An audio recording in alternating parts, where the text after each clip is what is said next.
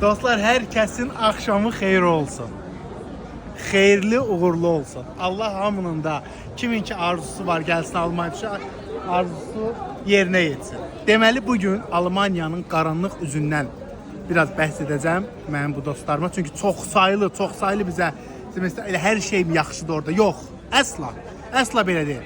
Ancaq bunu deməmişdən qabaq kiçik bir mövzuya diqqət yetirək.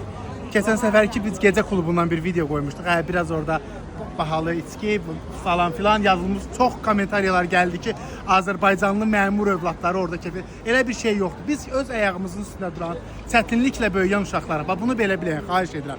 Və sizin çox sayılı bu like'larınızdır, komentaryalarınızdır. Bunu çoxaldaq çünki ermənilər də baxır. Bizim kimi vətənpərvər uşaqları qoymurlar qabağa gedək.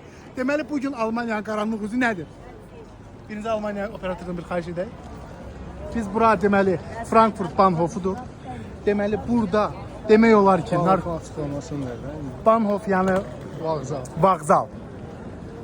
Deməli burada dostlar, bax sizə belə deyim, burada yəni açıq alverdir. Narkotikin alverdir. Bax bu tərəfə baxsaz, burada istədiyiniz yaxınlaşsa, istənilən adam gözünə baxsaz bəsdir. Sizə yaxın özləri yaxınlaşacaq ki, qəşiş lazımdır və yaxud da nə. Əgər əlbəttə belə şeylərdən uzaq olmaq lazımdır. 10 euro 10 euroda. Biraz qabaqda da ki orada qaralar kokain satır qardaşlar.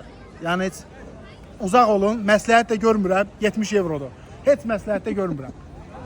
Burada biz başqa bir videoda sizin qarşınızda, burada bizim qardaşlardır, Azərbaycanlı uşaq. Bir gün yolunuz bura düşsə, Frankfurtu, Bahnhofla üzbəz, burada Azərbaycanlı dönərçilər var. Bir dənə çörəyin içinə desəz ki, Azərbaycanlıyım, 4 kilo ət qoyub verəcəklər sizə. Buyurun!